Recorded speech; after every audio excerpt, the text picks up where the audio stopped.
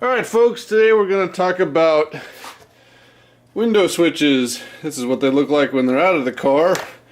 Let me show you what they look like when they're in the car. You have two on the driver's side, one for the passenger side and one for the driver's side,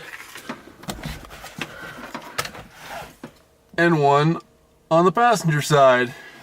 And the way they're supposed to work,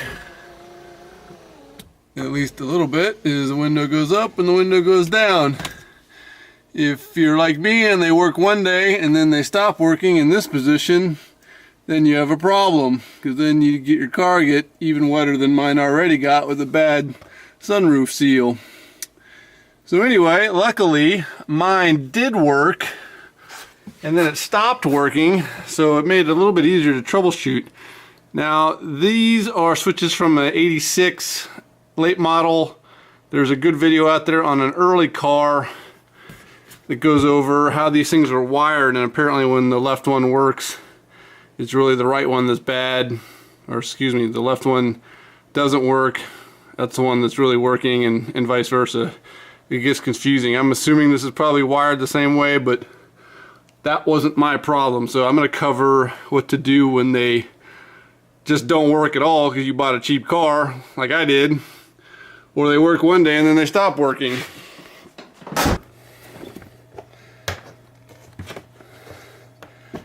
Since mine did work one day and then stopped working, I knew that the problem was probably not the switch, especially since both switches were working and then the window stopped working. I didn't think both switches suddenly went bad. So what I did was I took apart, actually let me go back to the car. To get these things out of the car, you need to remove this panel. As you can see, I'm already missing a screw, so that makes it a lot easier. So you take off the two screws and that pulls out, and then you basically they clip into the back of that panel, and I actually had to replace that thing. That is one of the few parts on this car that is very Porsche-like. It was a $90 part, I believe, so hopefully yours is not broken. Basically mine was broken, so the switch pushed back into the part itself, wouldn't connect in anymore. So if you do pick that part off, be extremely careful with it. You don't want to break it because it's expensive. So you can pop those switches out and then they plug into the harness on the back side.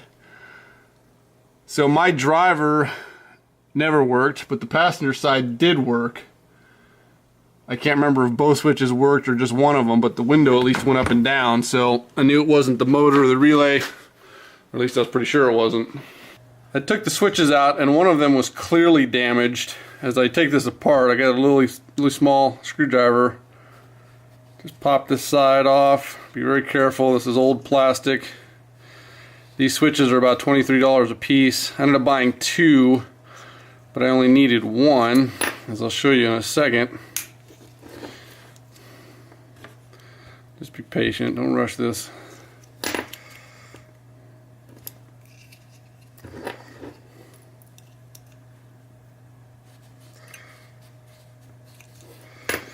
They're pretty simple. They have these two ball bearings, which come off, and you have these two metal things that actually is the switch.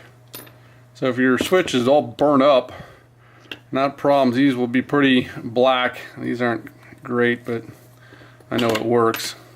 This is actually my spare switch because I bought two and I only needed one. So these are the same, and it's kind of a weird system in here. You just kind of set them down in there, and they're actually, I got pretty lucky just dropping them in the first time I did it. Thought it would actually take a while. I think I got them in the first try. Since then I've had less luck. I don't know if you can see it, but there's two little plastic pieces on the bottom that the metal flanges kind of sit in. Of course I don't get it on my first 3 tries. Sure, 15 tries later and I'll have this done in take care of it in editing. Alright, there's one. You can kind of see how the metal tab fits down into the plastic holder. Let's see if I can get the second one. And they're in there. Alright, so they just sit in there. Now, the switch that I had that was damaged, because the guy or someone before me, doesn't have to be a guy, could have been a woman, these are little springs in here, and they put pressure and they hold those ball bearings down into the cradle of those clips that just sit there. Now you can sit here for the next 20 years and try to drop those in and then try to put this switch back in there and have them be in the right spot. Now what the guy did, or whomever had the car or worked on it, someone super glued them on there to try and get them in, and then that ended up cracking this piece right here. So what I did, I figured out, just get yourself some dielectric grease. This is an electrical component as it is, and you just put a little bit of dab right on the end of these springs. And I might need some more. They stay there, sort of like that. Might need some more.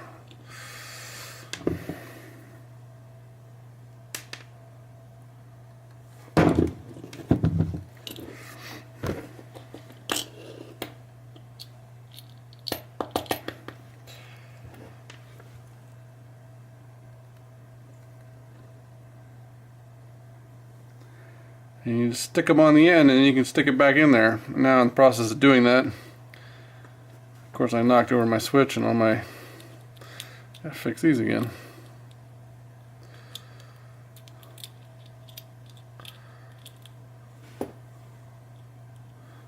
That wasn't too bad. So then you just stick these down in there.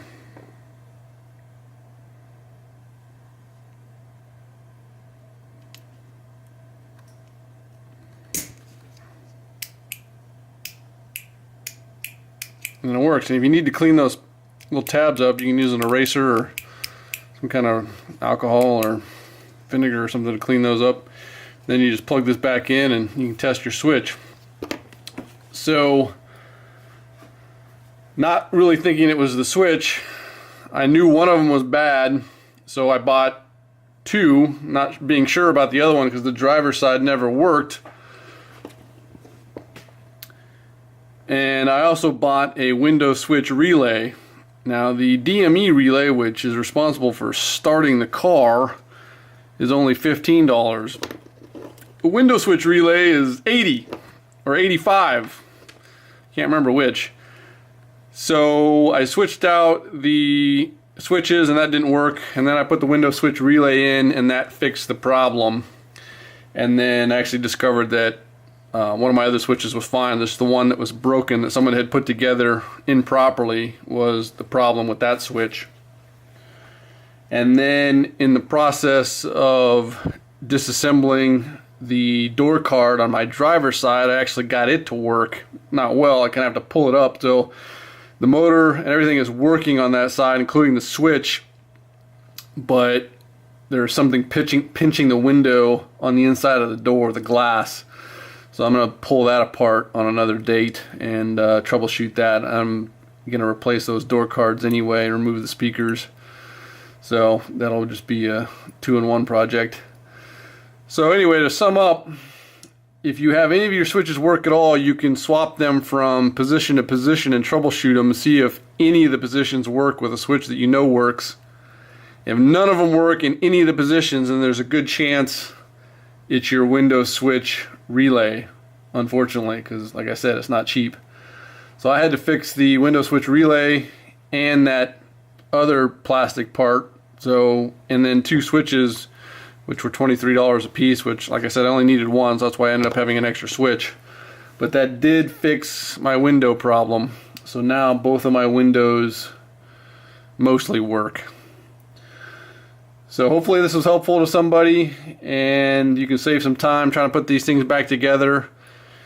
And remember, if you like these videos and want to see some more of them, please subscribe. It'll do my ego more benefit than anything else. I'm just trying to help other people out with these projects, so I want to curious to see that they're helpful. See you next time.